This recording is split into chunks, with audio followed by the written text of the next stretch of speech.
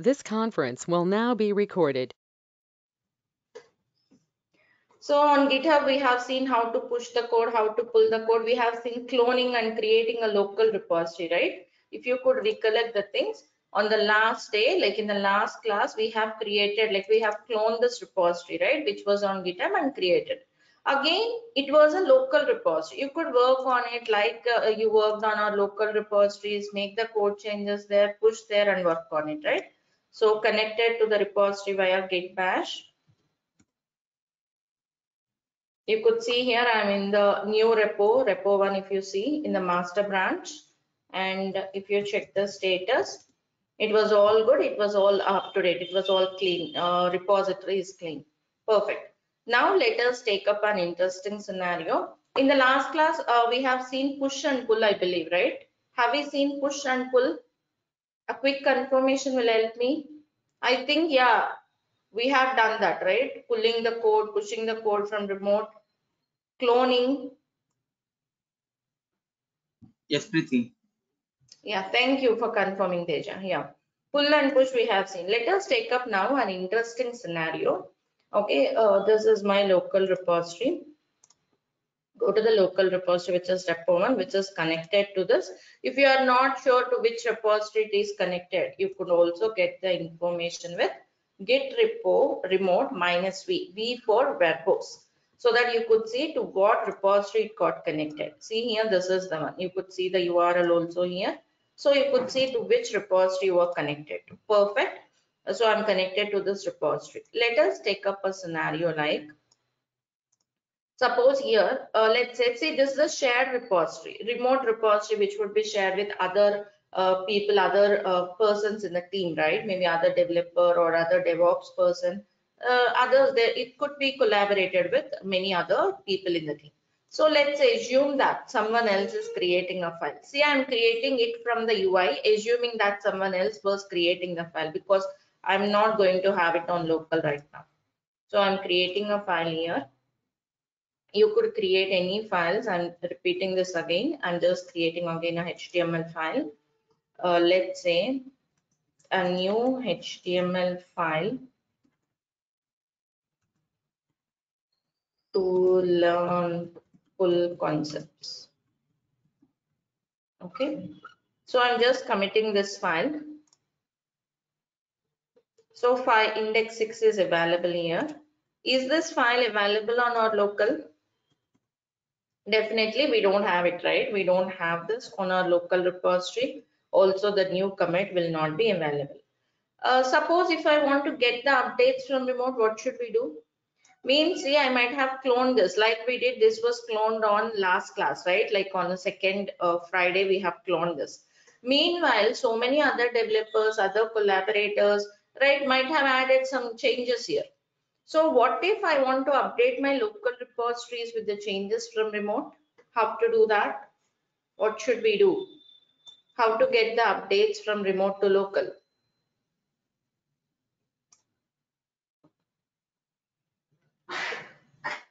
Git pull. Right, you have to pull the code so that you get the updates, right? Before doing that, let me do one more thing here. Okay, I am just creating here another file, HTML. Locally, I'm creating some file. See, you could also use any editor like this, okay? Now let's say a new text file to learn git pull. Okay, I'm just saving this. So you know what to do, the next steps, right? When you check the status, it says that untracked file. So let me add this, git add this file and git commit. Git commit -m, let's say file 5 created. Okay, done. So I have some changes on my local. Okay, I'm not bothered, or else I don't know whether changes were there on remote or not. Like on GitHub, if there were any changes or not, I'm not bothered about it. As a DevOps person, let's say I have created some configuration file. Let us assume that index.py is a configuration file. I want to push this to remote. Okay, so what is the command to push? I want to push my changes. git push origin master, right? So I would like to push my changes and see here, it failed. Why it failed? Can you all see that? Read it. It failed to push some references to this remote. This is the remote repository address. It failed to push because updates were rejected because remote contains some work that you do not have locally. Like I said, I might have cloned this on October 2nd, right? Today it is October 4th. I need to get the changes from remote and update my local repository before I push. Means I have to first update the local repository with the changes on remote. This is the thumb rule you have to remember. Means in layman terms, or else to keep it very simple, let me tell you, always you should have a latest copy. What is meant by latest copy? Like it should be updated with the remote, right? Then only you can push. So what you will do, please listen here carefully. Here I am pulling the changes first. It is also giving you the clue. See, git pull. Okay, git pull origin master. Means I'm first getting the changes from remote. See, pull works like a merge. Merge means integrating changes from one branch to another, right? Pull is working similarly. Pull will integrate changes from remote to your local repository. Okay, so I'm just here, it's like a kind of merge. Let's see what happens. I'm trying to pull the changes. Okay, say it was asking you merge branch master repo one. Please enter a commit message. Means, see, it is creating a merge commit. Do you notice that? Means it was merging. So it was asking you to some merge commit. Let's say merge from remote to local. Okay, let us save this. Okay, done. Okay, I have merged it. Now if you check the log, see this is for file 5 and this is the one I have created just now. Actually, I could have deleted this. It's okay. Okay, so these are the two commits, right? Following all of you, two commits were created. One is like my own commit for file 1. Another one is because merge happened, a new commit ID was created when you merge. So I'll push that. Git push. Now, okay, fine. Everything is done, right? Now I would like to push my changes. I have pulled. Now I'm pushing. Git push origin master. It will push successfully. Now if you refresh here, see, you will see index 5. Check the commits. Come here and check the commits. See here, I have created, okay, this is the earlier one, this one. File 5 is created locally and this one. Do you see that two merges were created because I have pushed my changes. Making sense, everyone?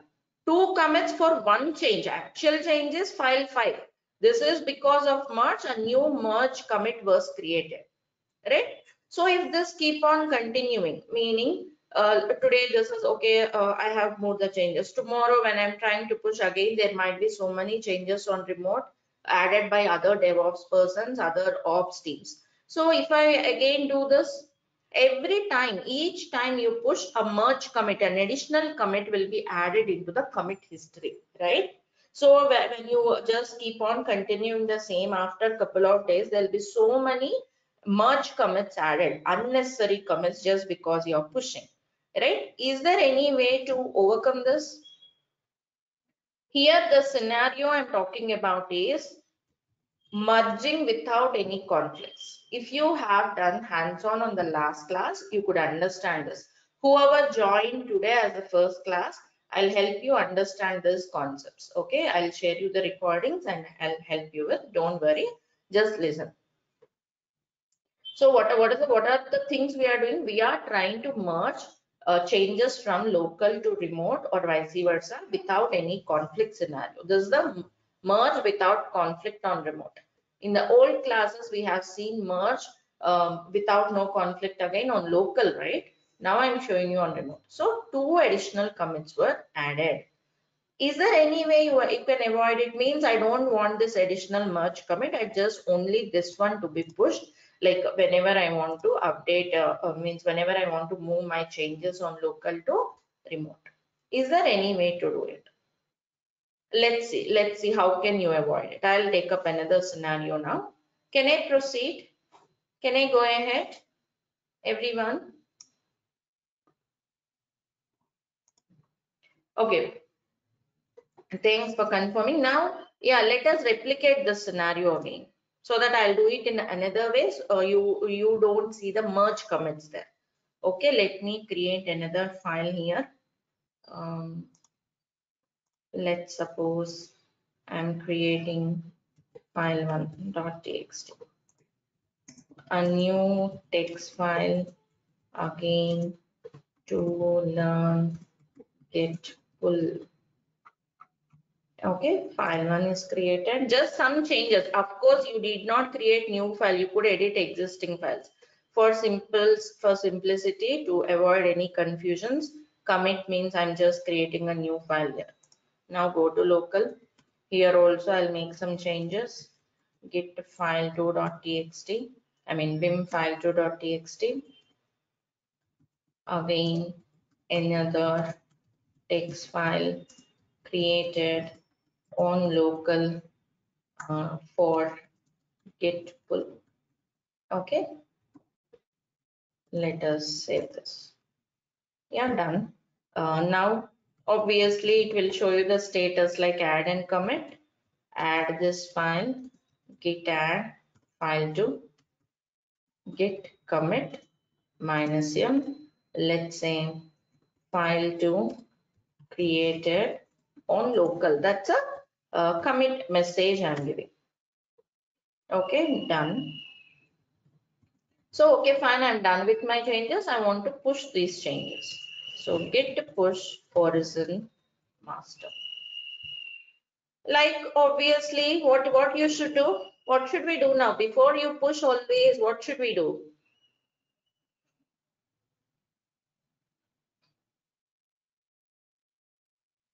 Please do respond. You could also use your chat window.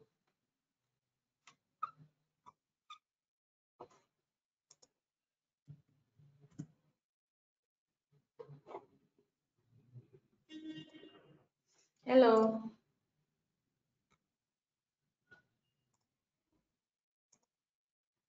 What should I do now to push my changes? Git pull command we have to use.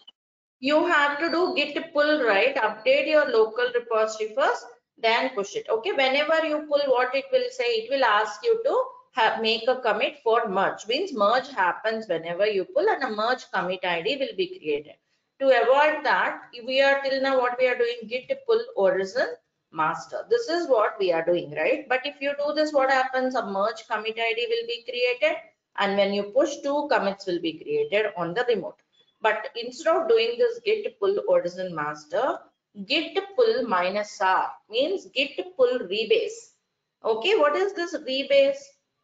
In the last earlier sessions, we have learned like rebase is like it will avoid the topmost commit IDs, merge commit IDs, right? It will just put them, rewrite the log history. That's a rebase we have learned. A similar concept here. It will avoid the additional merge commit ID. Let me show you. Run the command. Okay, see, successfully rebased. Now if you push git push horizon master. Okay, you could see your changes were pushed. File 2 should be here. Yeah, you can see file 2. This is same like earlier, but check the comments. Here if you see, do you see that? This merge commit, additional commit is avoided. Got it? So what rebase will do, it will not create this additional commit ID. Rather, it will rebase, means it will stack your changes to the top of the commit. That's all, to the top of the branch. That's it. It will avoid these merge commit IDs. This is how you could use rebase on remote. This is a real practice. In the last class, whatever commands we have learned, like git rebase, that is applicable only for your local branches. Okay, to keep the log history clean, to rewrite the log history, and to show you linear development. The rebase, how do you use on remote? This is how. Instead of simply just git pull, if you do it with git pull rebase, It will avoid, again, the concept is similar. It will avoid the merge commits. In the local repository also the same happened, right? Can you relate to this, all of you? Git rebase. This is what we have learned in the last class. What it will do, it will also avoid this as a topmost commits, and it will arrange them in a sequence, like it will put them in a, your log history would be rewritten and avoids the topmost commit IDs, but just because you are merging. Same thing here. Git pull. Pull is also like a merge, but pull with the R flag, rebase, right? So what happens? This additional commit IDs will be avoided. Means it will not create a commit ID when you merge. Rather, what it will do? It will stack your changes to the topmost as a topmost commit in the current branch. This is the real use case of rebase. This is how we use rebase rather than this one. This is only confined for local branches, but this is how you could use rebase. Got the concept, all of you? To avoid any confusions and make it clear, let me summarize it. What we did actually, scenario is merge from remote to local. Till now we have learned merge between the branches in local, right? Now I'm trying to merge the changes from remote to local or local to remote, vice versa. So in this process, because I made some changes, I'm trying to push, git to push origin master. Make some changes on your local and push it. So whenever you are trying to push this, what is happening? Whenever you are trying to do this, it is asking you to get the updates because so many other collaborators might have added changes. So I'll do git pull origin master. Okay, once it is pulled, I could do git push origin. It works perfectly fine. It's a merge with no conflict. Perfect. Okay. So it will push the changes. But when you see the commit, additional merge commits were created because of this pull. So instead, what I say, rather than doing this, the best method is you use git pull minus r, so that unnecessary merge commits will be avoided. Got the concept? So rather than doing this, this is the best method. Got it now? Clear, all of you? This is a merge without conflict. I'll also show you a conflict scenario now. Can I go on? See, please be attentive, do respond. If you are not clear, you could also say that, you can ask me to repeat, you could use your chat window, but don't just keep silent. Yes or no, please spend some half a second to respond. Thank you, Mamsi, Teja, everyone for confirming. It will save our time also in asking your confirmations. Please be attentive and confirm. So yeah, this is the scenario. Now let us take up another scenario. Okay, the scenario would be like merge the changes with conflict. Okay, let's see a conflict scenario on remote now. I'm taking up now another scenario. Okay, let's suppose here, okay, let's say I'm creating a file on remote. Means assume that whenever I'm creating means here means it will not be there in local, someone else is creating. Okay, a new file to learn merge concept on remote. Okay, some dummy lines I'm writing. Imagine it's a config file created by DevOps teams. So let us commit this. File 3 is created here. Come to local repository. I'm not aware of this file 3 was there on local. I'm not bothered. I'm least bothered about what changes happen on remote because so many people will be working there. So many collaborators will be adding their changes there. Okay, so what shall we do here?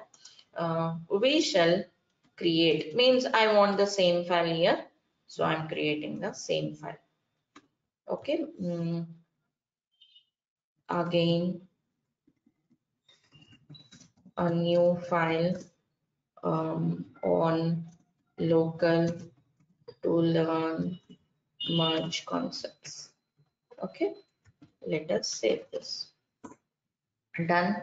So what you have to do, add and commit. Okay, git add file 3, git commit minus m, let's say like file 3 created on local. Okay, done. So I want to push my changes. So how do you push the changes to remote? Git push origin master. Right, git push origin master. Let's see what happens. You by now you know what it says. See, always pull before you push. Okay, I'm just pulling. I'm not doing rebase here. I'll show you rebase also. First, I'll do a normal pull. Git pull origin master. Okay, when I do this pull, what happens? Will it pull successfully? In the earlier scenario, it pulls successfully because there is no conflict. But now it's the same file and the source is having some commits. Source means here remote. This remote is having some commits which are not there locally, right? Obviously, there should be a commit. Let us run, there should be a conflict. Let us run this. See here, conflict on file 3, automatic merging failed. You have to fix the conflicts and commit the result. Again, the concept why you get the conflict is same. How to resolve the conflict is same, whether you get the conflict on local or on a remote. See here, you can see it was in the merging mode. Okay, but what is the difference? The difference comes in earlier I got a conflict within my local branches. So I could fix it directly, right? I could just fix them and commit them, that's done. Here the difference is here also you do the same, open the file in an editor wherever you got the conflict. But here developers will sit together, like with whom you got a conflict. You will sit with that developer with whom you got a conflict. They will discuss and decide which changes to keep and which changes to ignore. Understood? That is the only difference. So here developers, whoever got the conflicts, will sit together and decide the conflict. Okay, so that's the only difference. The process, everything is same. And like I said, there could be some tools to make this edit possible, because there might be some huge files. There are some editors with the plugins which will support you on Visual Code also. If you install some Git plugins, they'll help you to see the files and edit them more easily.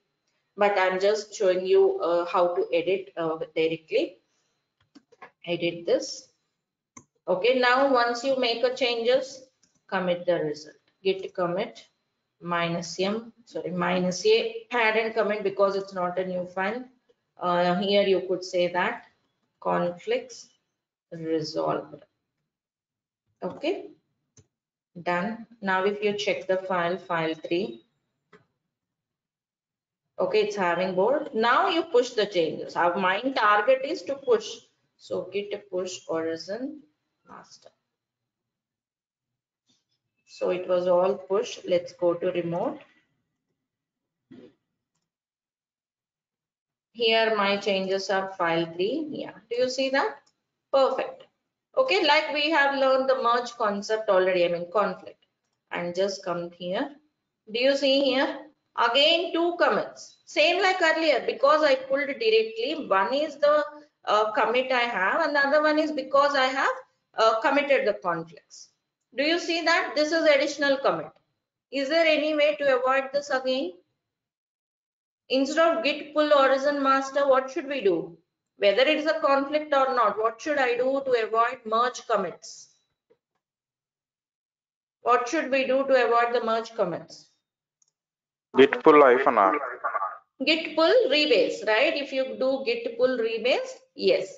So let us do that. I'm replicating this scenario. Okay, I'm replicating the similar scenario again. Let's say here I'm creating again new file. Let's say file4.txt.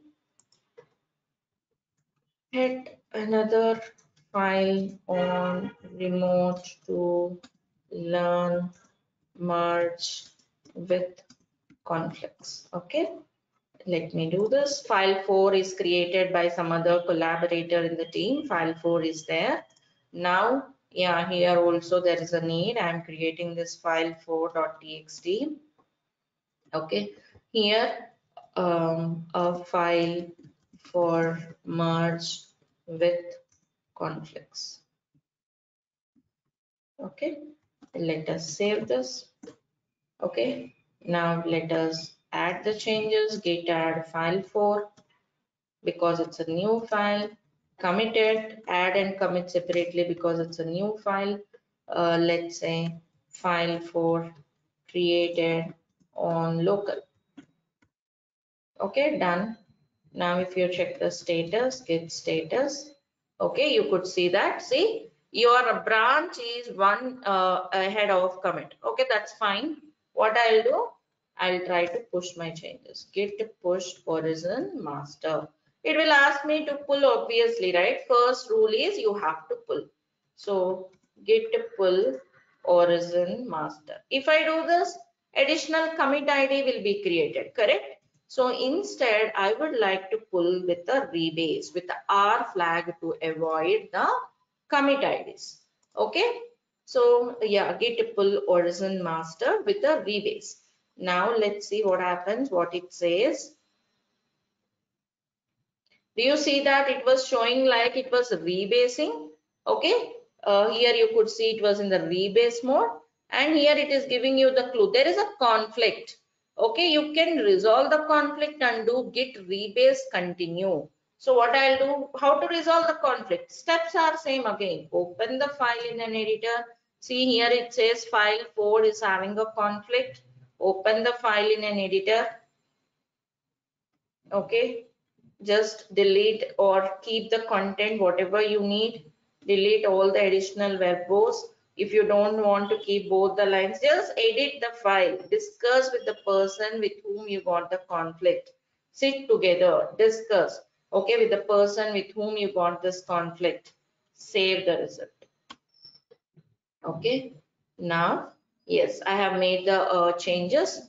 Okay, like the file is saved. Now just check the status. Status will guide you.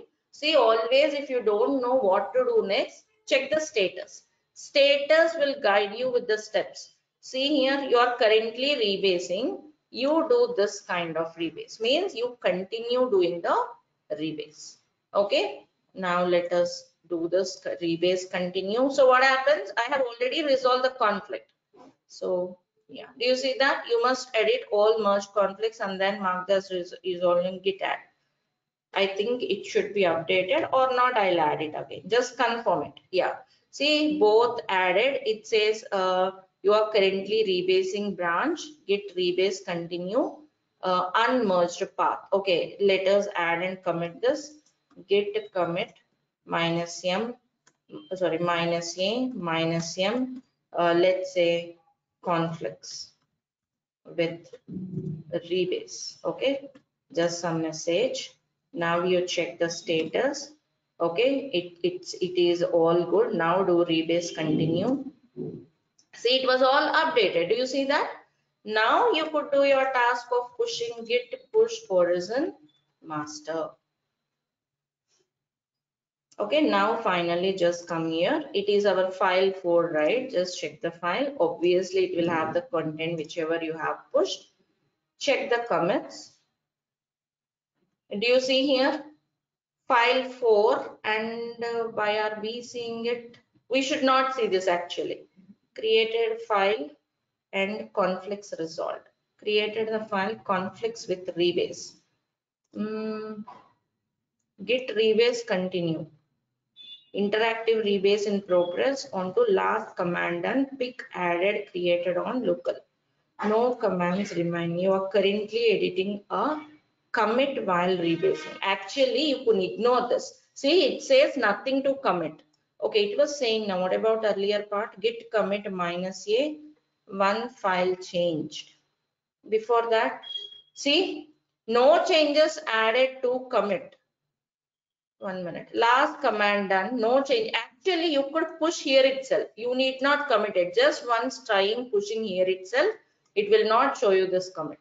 Okay, just once try here. I have committed it, right? Actually not required. Once try doing push directly and see what happens. You should not be seeing this commit. Okay, once replicate this scenario from your end, avoid the commit and try to push and see what happens. You should be able to push after rebase. Okay, don't do this commit. Okay, once try it out and let me know what you see the output. You should not see this if you don't commit and just rebase continue, right? So that's how pull rebase can be used on remote. Got it clear, everyone? Understood the scenarios where you can use rebase are, right? Pull rebase. So to avoid any merge commits in the current branch, you could do this rebase continue, or else simply git pull R if there is no conflict, right? So that's how you resolve the conflicts on remotes. The reason for the conflict is like source is not having the commits which are there on destination. Here source is our local repository. You are pushing to remote. So if source is not having some commits which are there on remote, you get a conflict. The concept, everything is same.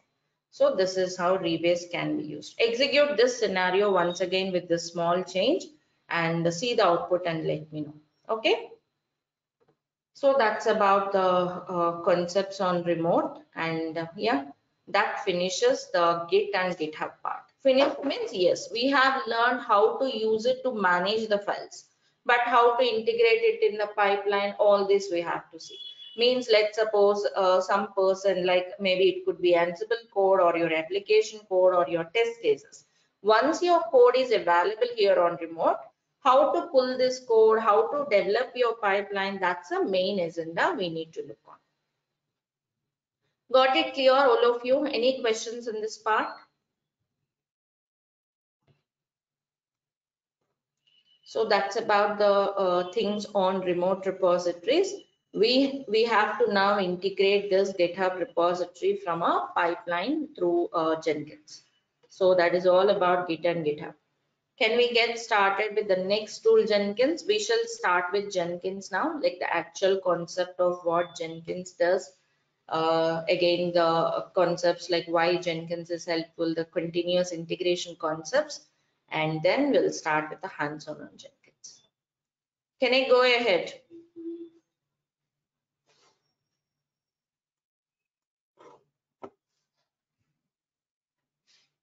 Right. So let us proceed now with the concept of continuous integration and tool like Jenkins. So to understand this, like how exactly continuous integration happens, what is this all about? Let's look into the concept now. Sure, Vamsi. Okay, yeah, once try to do the hands-on, the modification which I said also once try it. Sure, get back to me. Okay, please try the last scenario once. Now, yeah, let's talk about the concept of continuous integration. So what is this concept of continuous integration? Let us imagine, see, this is the first part we have done till now. Like developers will write the code and they will place the code in a GitHub. Like we have seen GitHub, they are placing the code here, or else they might be a DevOps teams. Okay, they may place the code here.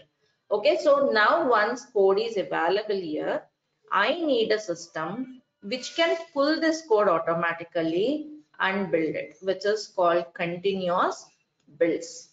Okay, and once builds are successful, building the code means, what is meant by building the code? Compiling the code and packaging the code is called building the code. Again, what is compiling? Converting your source code into executable code is called compiling. Packaging means all the source code will be converted into single ready to be deployable file, right? Because you need to deploy your application, right? For your application to run. So pull the code here, continuous development is happening. Many people, developers will writing the code and place the code on GitHub. How to place how they will place the code we have learned, right? So once code is means any commit happen here, any change means commit. It should be sensed by the system, pull it and build it. Okay, if builds are successful, means if this process is success, no errors and all, if it is all doing good, it will go through the next process of continuous testing. Means automation test engineers will write the test cases by using the test tools like Selenium or a JUnit framework, any framework, any tools they can use. This job will run the test cases. Okay, fine. But what if build failed? Let's say some syntax errors, means some errors in the code are there. Okay, something failed, like some runtime errors. So if build failed, it would be again reported to developers. They will fix it. Again, fix it means some change on GitHub. Again, whenever there is a change on GitHub, pull and build it. Okay, of course, how it will be built by using some build automation tool like Maven, Ant, or Gradle, and so on. Okay, so yeah, continuous testing. And now, what if test case failed? Let's suppose some test case failed, or else first let's say test case, or everything passed, it was doing good. It would be deployed to the next environment using some tools like Docker and Ansible. Of course, here also to test, it would be deployed to test environments. This is deployment to the next level. But what if any test case failed? Test case failed means bugs, defects. Who will fix the bugs? Send it to developers. Okay, they'll fix it. Move the changes to this repository. Okay, once they move the changes here, what happens? Again, the pipeline will trigger. So if you notice here, continuous development, continuous building, continuous testing, continuous deployment, right? This is nothing but the concept of continuous integration in DevOps. Yeah, see here, if you closely observe, developers are keep on writing the code. Okay, whenever any new code is there, it will be pulled and built immediately. Means for every commit, this is happening. For every commit, okay, they'll make the commits for, let's say, a particular version or else a particular requirement they may be committing. For every commit, the process is repeating each time. Any new change will be merged into the system. Then only it makes a complete product, isn't it? If only certain code, a bit of code is there, it's not. Whenever any new code is developed by developers, it should be merged into the system, and the whole system should be built, so that you will know if any new code is breaking the bills and all. So for every code change, for every commit, because we already know GitHub, we can say technically it's a commit. So for every commit, it's a build, it's a tested, deploy. So this is called continuous integration in DevOps methodology, and which could be performed with a tool or with a server, Jenkins server. Okay, Jenkins is a great or a continuous integration tool which can implement this pipeline. Means via Jenkins, these are all jobs in Jenkins. I'll create a job in Jenkins which will use some build automation tool and build it automatically. If it is success, it will trigger the next task of testing, running the test cases. If it is successful, it will deploy to the next environment and so on, and the whole process keep on continuing. Right? This is how Jenkins works. It's a great continuous integration tool which can help you implement this process. Till now, we just learned this initial part of like how developers will place the code here. You need not learn writing the code, just learn how the files will be managed, right? So this is the process of continuous integration. But what is the use of it? What is the advantage of this? Why we should do this? Faster builds, right? Always the code will be stable and ready for deployment. See here, always whenever new code is done, it's built. So always the builds are stable. Tested immediately means, see, suppose this week some code is written, it will be immediately tested. There is no delay. So testing could be done very effectively, efficiently. Deployments could become faster, isn't it? So yeah, this is the methodology which can help you make your deployments faster, eliminate any runtime errors. It will avoid broken builds, right? So this is the advantage of continuous integration. At this point, I would also like you to compare this with a traditional integration approach. If anyone worked in the traditional integration approach, can you sense the difference between traditional integration, continuous integration? Anyone here who have worked in the traditional integration process? Just give me 1 second, please. Meanwhile, let me know, anyone here, what is traditional integration, how it would happen? I'm trying to, yes, please. Usually we have after development, well, and which will have a development that period after. So there is a test. Your voice is breaking. Sorry, I don't know how to connection. Please carry on. No, it's okay. You could go on. Just your audio is not clear. Yeah, we'll have a traditional builds means we'll have development. After developing, we'll have we'll get the build from the development, then we'll test the build, and then Yeah, we'll actually, get the stage. correct. See, actually, in the traditional integration approach, they used to manually they would integrate the code. Also, every day it would not be integrated or merged into the system. Maybe once in a month or else twice in a month and so on. Okay, integration events will happen manually. There will be a separate integration team who will sit there and who will help for the integration process. Okay, which takes a lot of time, lot of effort. It's going to be a tedious job. They used to spend some sleepless night to do this. This is way back, right? So way back they used to do the integration manually. Like a separate team used to be there, which spends a lot of time, lot of effort. Again, the code may be working on the integration servers. Again, it may not be working on other environments, other servers and all. So these are all the problems we used to have with the traditional approach. Also, in the traditional integration, if you see, the time gap between the traditional integration events is very huge. So there is a drawback with this also. See, if the code is not integrated immediately into the system and tested, bug fixing gets delayed, right? So bug fixing becomes slowed down. That's another drawback of traditional integration, right? So there's a lot of time gap between the integration events, bug fixing becomes slow, right? And again, integration takes a lot of time, a lot of tedious task. It's a great tedious job. But now with the integration became automatic. Every day or multiple times in a day, there could be integration events. See here, can you see the graph? 1 minute.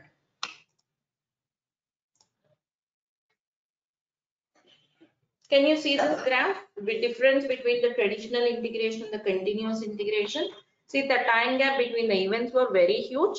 Okay, so it would be like code would be integrated maybe once in a while or once in a 6 months or once in a 3 months and so on. So which used to delay the deployment process, delay the test process, right? Also because the code is integrated all at once, identifying the issues where the code is broken, all this would take a lot of time. But here see, code would be integrated multiple times in a day. Means let's say whenever developer make a commit, it could be a small commit or whatever. It would be it would be merged into the system, build it, tested again. So if any issues comes in, it would be easy to identify because the changes are coming from the particular commit. So it will be easy to fix, it will be easy to revert those changes, identify the issues, fix them very easily so that your code will be always stable. Right? This is the difference between traditional and continuous integration approach. But how can you integrate multiple times a day? You cannot do it manually. A team manually doing it will not be possible. So we were using continuous integration servers like Jenkins so that integration events are this is about traditional, less and time gap between them is large in the traditional integration events. But now integration happens very frequently so that you could eliminate any error, so that you could save the time, effort, deployments becomes faster and qualitative products because every change will be built, tested immediately. So that's the advantage of continuous integration, like improves the quality, productivity, and reduces the risk of any manual errors. And yeah, there are many tools which helps you with the continuous integration process like CodeShip, Mambu, TeamCity, Travis CI and all. But out of all this, Jenkins is very widely used and a clear winner in this category. See, you can see the graph, like a lot of difference between or else the usage of Jenkins and the other tools for this. So we will be learning Jenkins in this course, and Jenkins is a great tool and it is very famous because it's an open source tool and it has got lot many plugins. What are these plugins? Why do you need the plugins in Jenkins? See, Jenkins is having a great UI, okay, which runs on the browser, okay. You will be majority of the things will be doing via UI in Jenkins. Of course, you could also do it with the code. We'll see that as well. So if you see, it has got a great UI, and when you are creating a pipeline, either via code or either via the pipeline, let's say this is some compile job, test job, deploy job, and so on. See here for this task, I'm using Docker, and I may be also using Ansible. For this task, some Selenium test cases given by automation test engineers. Okay, this one to compile maybe some build automation. So via Jenkins, we are executing all of this. So when you are executing all these tasks via Jenkins, okay, you need to integrate these tools with Jenkins, right? Like you have to run Maven job in Jenkins, Docker job in Jenkins and all. For this process of integrating Jenkins with other tools, that's where plugins comes into. Okay, there are so many plugins. Plugins are like add-ons. Let's suppose you want to work with Ansible. There is an Ansible plugin in Jenkins. When you install this Ansible plugin, you could integrate your Jenkins with Ansible to run some Ansible playbooks. Okay, so it has got some thousands of plugins. It's a great tool with the plugin support. You could imagine, in short, you could consider plugins are like add-ons which will enhance or extend the functionality of Jenkins. Like example I told you, if you want to run some Ansible playbook via Jenkins, yes, install Ansible plugin and it will help you with. So yes, it has got lot of plugins which will help you to work Jenkins with any other tools or any other frameworks, and good community support. See, Jenkins is basically developed in Java. Okay, it's a Java based application. Okay, so obviously Java has got a great community support, and also it works on multiple operating systems. You could use Jenkins for Windows, Linux, Mac. So yeah, these are all the advantages of Jenkins. It's very easy to set up and upgrade your Jenkins. Distributed team management possible. What is meant by distributed team management? Let's suppose you are a DevOps team of 6 people. Okay, like 1 and 2 DevOps persons are working on, let's say first person is working on building the code. Okay, second person is working on executing the test cases. Okay, third person is executing on the deployment task. Maybe let's say 3 people working on deployment. So you could restrict the permissions here. Means this DevOps person should not have access to deploy job. Similarly, this DevOps person 3 should not have access to or should not have permissions to run build jobs. So you could have users and permissions restricted. That's a distributed team management possible in Jenkins, so that you could restrict the access permissions for different users when you are working as a team. So these are all some of the features of Jenkins. Okay, we'll get started with the hands-on of Jenkins to learn more features and see how exactly it works. Before going for user management, we have to install Jenkins. Okay, to work with Jenkins, you don't need to learn Java. Okay, some of you may be having a question because I said it's a Java application. No, you don't need to know Java for it. Just the application is developed in Java. That's all. Now, to start Jenkins, you have to install Java because, like I said, it's a Java based application, and start installing it. Shall we proceed now? Shall we set up Jenkins? You could set up your Jenkins on the same server you are using till now. Till now, we are using EC2 instance, right? Forget, you could use the same. I'm installing Jenkins on this EC2 instance. If you have worked with Git on Windows, now you could go to your EC2 instance and install Jenkins. And I have shown you how to create an instance and how to connect to this, right? So I'm starting the instance now. If you are still looking for the connection, you have all the documents in the drive. I'll share you the documents for your lab setup as well, and any help needed, let me know. So connect to this instance.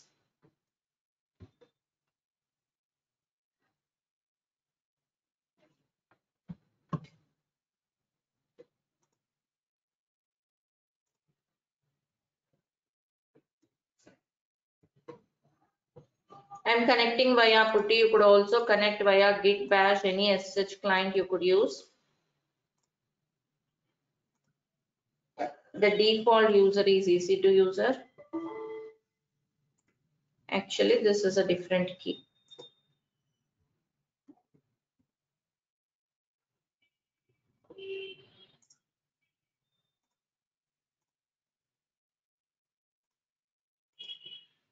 So make sure you are selecting your key pair correctly. Okay, finally I could log in, switch to root user. Let me increase this font.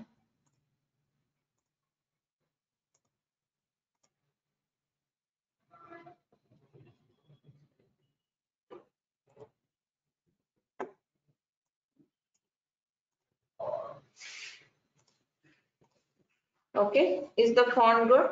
So I have switched as a root user. So for your Jenkins to work, the prerequisite is Java should be there. So first let us install Java here. Just run the command Java. See, we don't have Java here. You could install any version of Java. Okay, JRE is also fine. If you are new to JRE and all, just ignore it. Any version of Java is fine. I am installing here Java 8 JDK. See, this is the command. You could install, go with the same version. That's perfectly fine. Or else the latest version Java 11 is also perfect.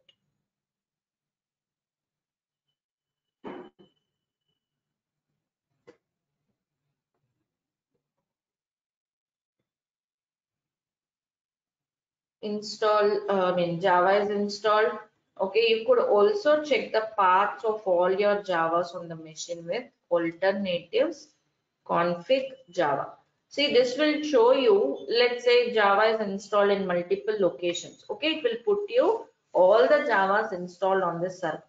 See here only one, like I have installed Java only in this path. So if you want to make this Java default, you could give the number. I'm also copying this path till JDK. You can copy. You don't need this JRE. Copy till this part. Okay. Enter one. Now I'm going to set Java home variable.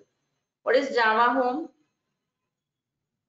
If you are a Windows person, you know how to set environment variables, right? Like when you install Java to make it available for all other applications, you would go to My Computer, Properties,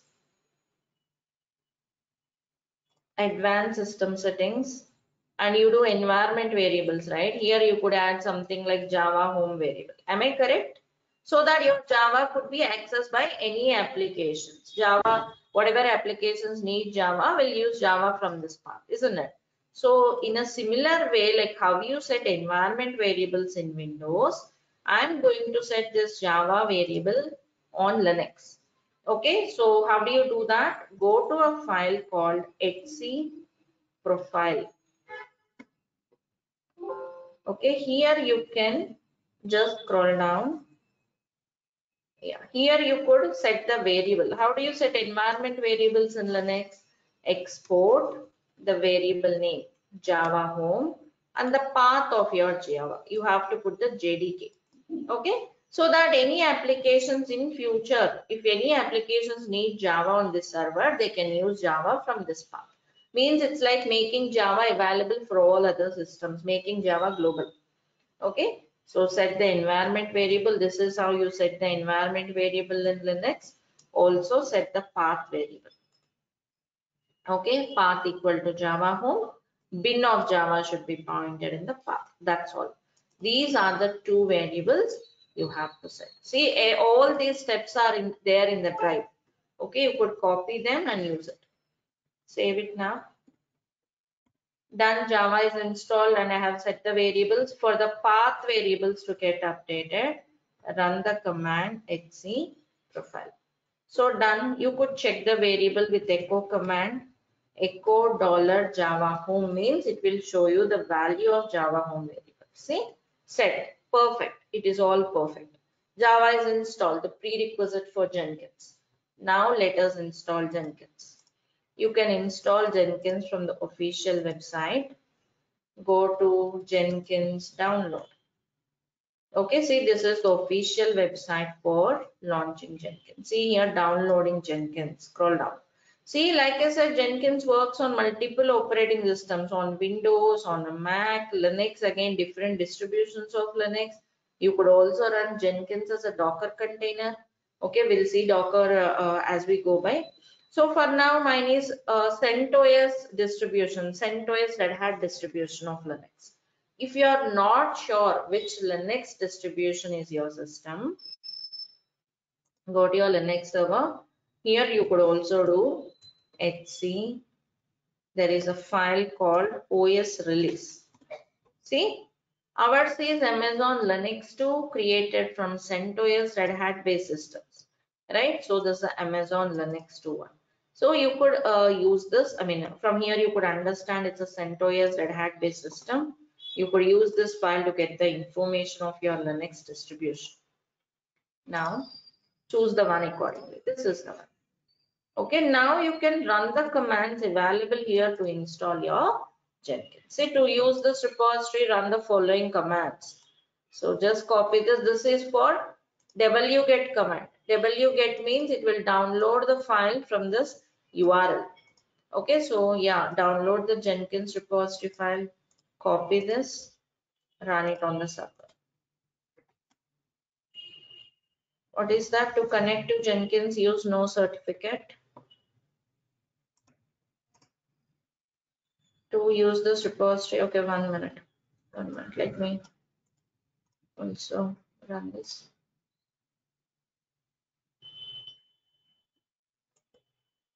I think the link was not working. Let me check. To connect to pcache.jenkins.io insecurely, no check certificate.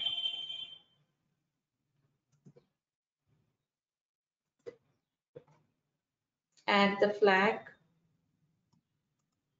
to avoid security checks. Okay. Okay, it was asking for to avoid the security checks, run the command. Your file is downloaded. Now run the download the key file. That's a key file for Jenkins. And yeah, it's almost done. You could also install EPL repo. See, it was giving you steps to install Java and all. We have already installed Java, or else you could also install Java 11. Anything is fine. Because I have already installed Java, I'm installing Jenkins now. Downloaded Jenkins repository file and installing Jenkins. Finish dependency package demonize. Okay, requires demonize. See, follow the steps. If you previously imported the key file, rpm import will fail. That is for the key file. Means if you already have a key file, this will not allow you to download it again. And it is asking you to sorry, enable EPL repositories and install and provide the daemonize for the server. Let us enable EPL repositories here. And it is giving you a clue. This is how install EPL repositories. What are EPL repositories? Extra packages for enterprise Linux. If certain packages are not available in your default package manager, you could enable this EPL repositories. I'm sorry. Now that we have enabled the EPL repositories, let us try to install Jenkins.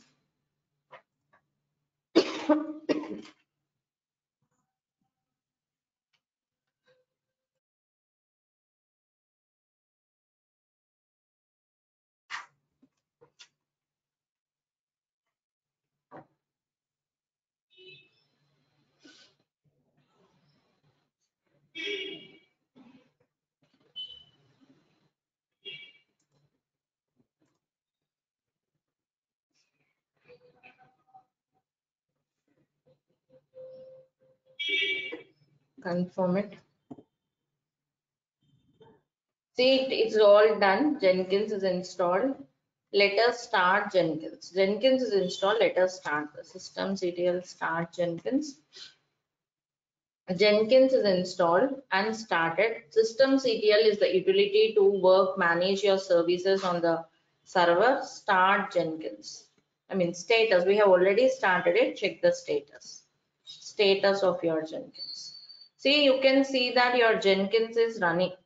Okay, to check this on the browser, Jenkins default port is 8080. And to check this from the browser, go to your instance. Go to the EC2 instance. Get the public IP. From your browser on the Windows, hit this IP on port 8080. You can see your Jenkins launching. Can you see that? But for the first time, your Jenkins will be locked. It will be locked for the first time. You have to unlock it. And where is the unlock password? Your unlock password is present in this file. This is a file where your unlock password is present.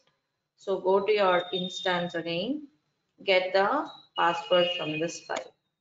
Okay, so this is all installed when you install Jenkins. Copy this password. This is again only for the first time of you launching your Jenkins, it will ask you.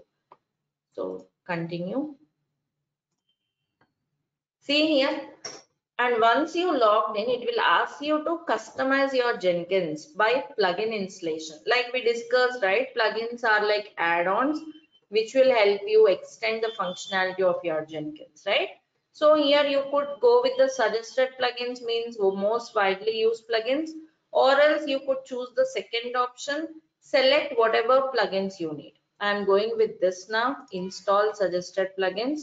This is again only for the first time of login. Next time onwards, it will not prompt you, but after login also, you could install your plugins, whatever you need. I'll show you that also. First, let us install most widely used plugins here. We'll also see after login as per a requirement how to install the plugins after login. See if you notice here,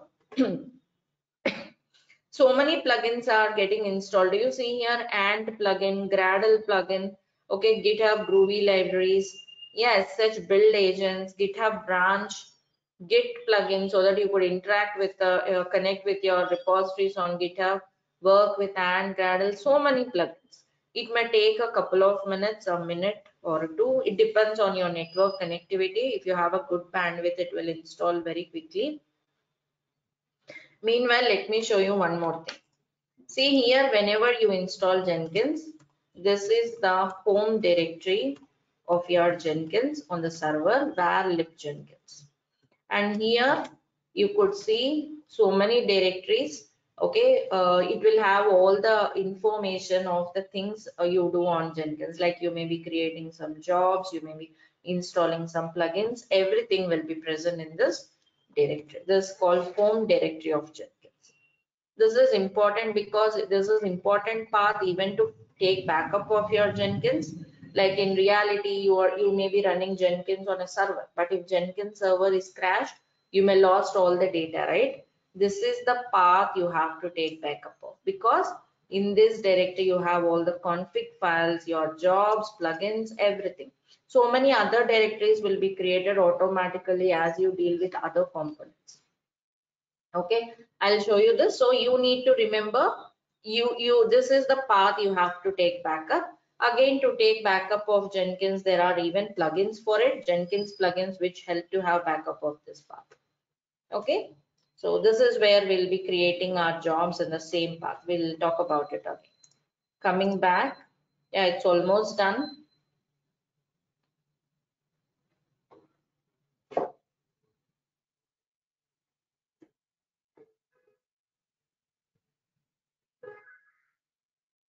All the plugins are installed and it will ask you to create some admin user.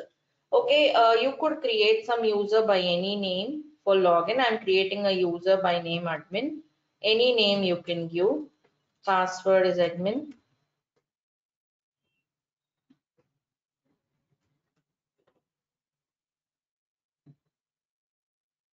Give the email ID, save and continue. So see, you are about to launch your Jenkins. You can see here, this is the IP address of your Jenkins server, port 8080. Save and finish. Start using Jenkins. See, this is your welcome page or a dashboard of your Jenkins. Can you see that? Yeah, so this is where we'll be creating our pipeline. Like we were talking about different jobs and all, right? So this is the UI where you can create and work with your jobs. So this is how you can set up your Jenkins. Jenkins setup is very simple. Java setup, and then you could start Jenkins. To make the setup much more simple, you could also run your Jenkins as a Docker container. That is also fine. That is also possible. So yeah, see, there are many options here. We'll be looking into the relevant options one by one. First, let us talk about the first option, new item. Here, what is this new item? Item here is nothing but a task or a job, like we were discussing, right? You could create different jobs. So that is your job. Jobs are referred here with a different terminology, like you can call it as an item or a project. All these are used interchangeably. These terms are used interchangeably for a job. Let me create a sample job and show you how this works. Create a job. See here again, there are different job types. The first type is freestyle. Freestyle means it's a very flexible enough job with which you can integrate with any tools. Okay, but in reality, to work with a complex jobs, to work with a jobs with multiple configurations, more widely used one is pipeline type and multi-branch pipeline. Okay, these two are used widely. Pipeline type, multi-branch pipeline. We'll discuss those also. First, as a sample to explain you, introduce the concept of job. I'm choosing freestyle, give some name. Job 1, a freestyle project, flexible and good enough to work with any integrations. Let us create a job. Once you create a job here, see, this is a job configuration page or job edit page, and you could see so many sections here. Do you see here lot many sections are there? We'll discuss each one of them.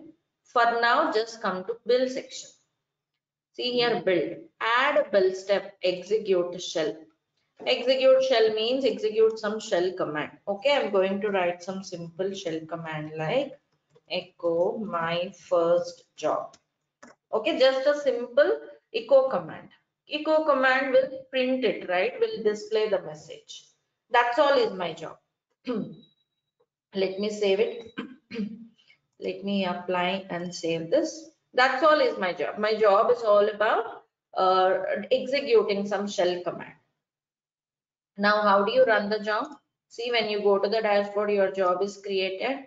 To run the job, click on build now.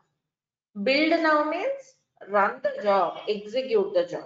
Okay, it's not a build means building the code. It's a running the job. So click on this. This is a sample and the basic job. See here, build one means it has executed once, and if you click that, you will see the console output. See, it will show you what happened, where it executed about this workspace. I'll talk about this later. Come here. See, command is executed. That's all. Means a task is executed. Means rather than you going to your server,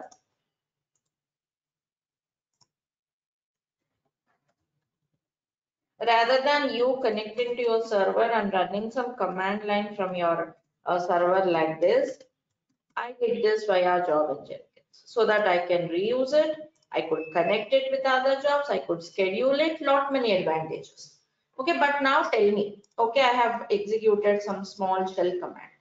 Now here the point to note here is how this command is executed.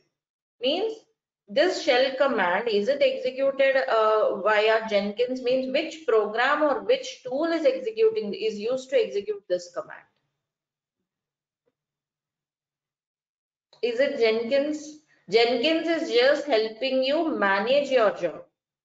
Then how is this command executed? Or else let's say it's some Java command, or else it's some Python script or a shell script. How the scripts or commands are getting executed? Anyone? Which tool or which program is executing it? This is the very basic.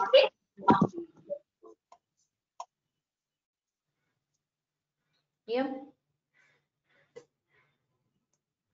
Okay, first let me ask this. Where is this command executed?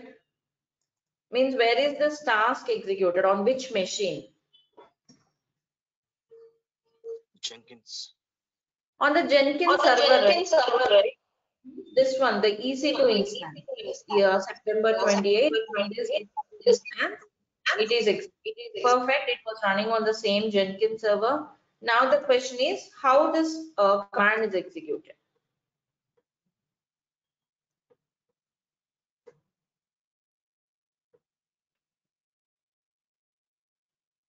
See, this job is executed or started by Jenkins user admin. See here, job is started by Jenkins admin user, that's all. But Jenkins will not execute the command.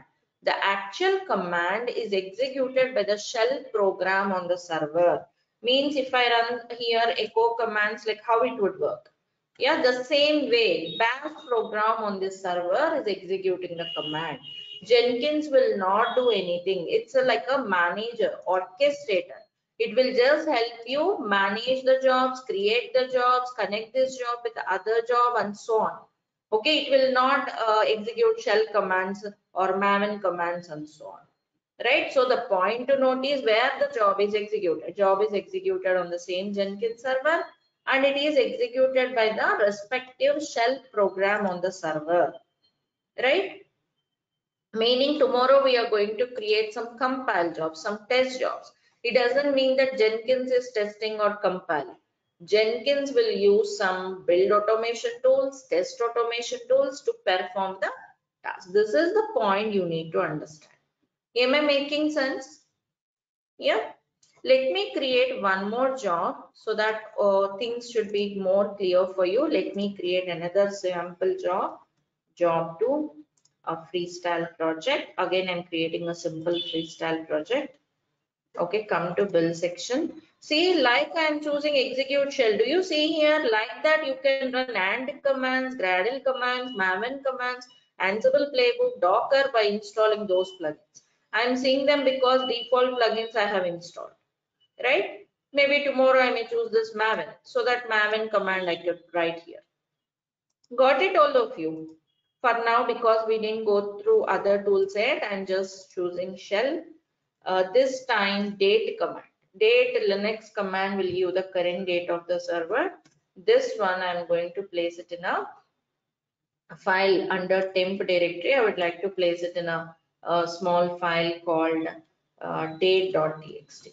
Okay. So what will happen? It will run the command and the output of the command will be placed into date.txt on this server.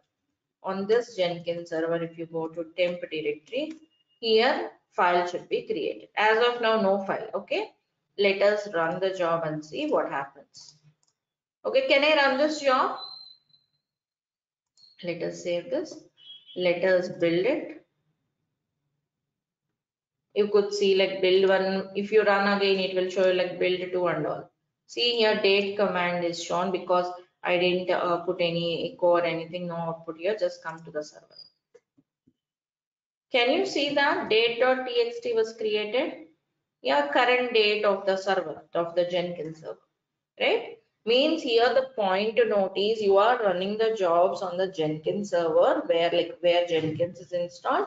Second thing is the commands or the tasks will be executed by the respective programs. Okay, it's not executed by Jenkins, it's executed by bash program on the server. Maybe tomorrow I'll be doing test job. So it would be job will be executed by the respective test automation tool and so on. See, these are the sample jobs. So let's assume, okay, this may be some, these are sample jobs, but tomorrow we are going to create real jobs like build a job, test job, or else deploy job and so on. Okay, and you could also connect them, like job 1 will be triggered after job 2. Sorry, job 1 will be triggering job 2, and job 2 will be triggering job 3 and so on. Your job 1 may be compile job. This might be a test job. This might be a deploy job.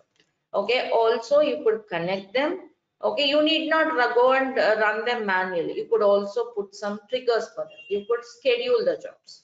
Okay, all those things are coming up so that it will form the delivery pipeline. Of course, till now we have just learned Git and we are going through Jenkins, right? We'll be integrating these tools and creating pipeline to whatever extent we can. And once we learn Docker, we keep on extending the pipeline. Got it, all of you? Understood the sample jobs and the concept behind the execution of the jobs? Yes, Any Preeti. questions? Thank you, Haran, for confirming. So, launch your Jenkins, like go through the document for the installation steps, set up your Jenkins, just create these sample jobs. Okay, tomorrow we shall get into the more in-depth concepts in Jenkins, right? How to create the actual jobs, what are all the things we can, lot many things are there. It's a completely hands-on, there's no much theory for Jenkins. So we'll stop here today and we'll continue with the next part tomorrow. Also do the scenarios, whatever we did in Git today, they might be a bit confusing. Once execute from your end, it will be clear. Okay. So that is all from my end for today. Any questions you have from anyone, any questions, you could put your queries.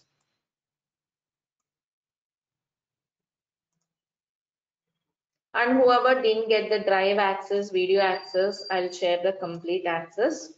Now after the class, you could go through it and do some hands-on. Any questions from anyone?